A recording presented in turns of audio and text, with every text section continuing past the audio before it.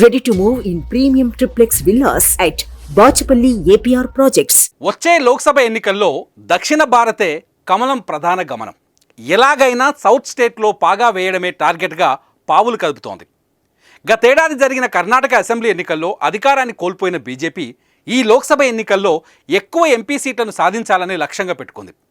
ఈ క్రమంలోనే ఇప్పటికే జనతాదళ్ సెక్యులర్ పార్టీని ఎన్డీఏలో చేర్చుకున్న బీజేపీ తాజాగా గాలి జనార్దన్ రెడ్డికి చెందిన కళ్యాణ రాజ్య ప్రగతి పక్ష పార్టీని తమలో విలీనం చేసుకుంది. గాలి జనార్దన్ రెడ్డితో పాటు ఆయన భార్య గాలి అరుణలక్ష్మి కమలం పార్టీ కండువా కప్పుకున్నారు.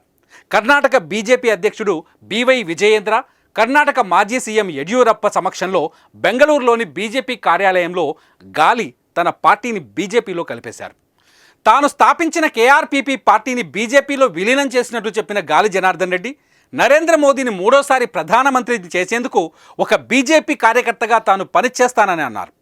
తన పార్టీని బీజేపీలో కలిపేందుకు ఎలాంటి షరతులు విధించలేదని, అంతేకాకుండా తనకు ఎలాంటి పదవులు అవసరం లేదన్నారు.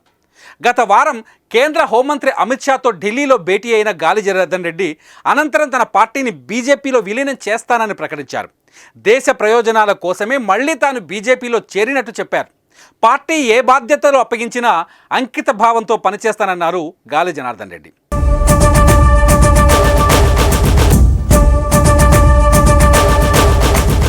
గతేడాది జరిగిన కర్ణాటక అసెంబ్లీ ఎన్నికల్లో గాలి జనార్దన్ రెడ్డి బీజేపీకి గట్టి షాక్ ఇచ్చారు.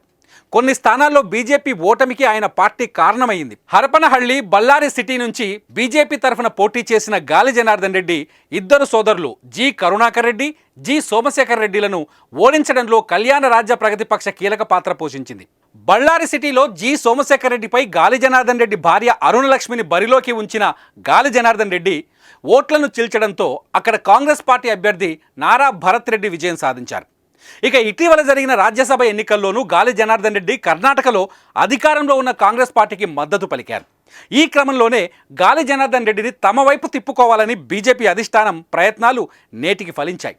ఒకప్పుడు గాలి జనార్దన్ రెడ్డికి కీలక అనుచరుడిగా ఉన్న శ్రీరాములు ఈసారి బీజేపీ నుంచి బళ్ళారి లోక్సభ స్థానంలో పోటీ చేస్తున్నారు.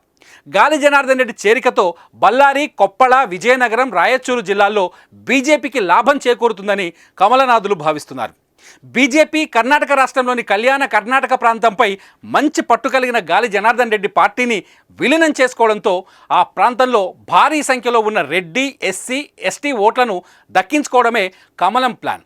చూద్దాం ఈ ఎన్నికల్లో ఫలితాలు ఎలా ఉంటాయో.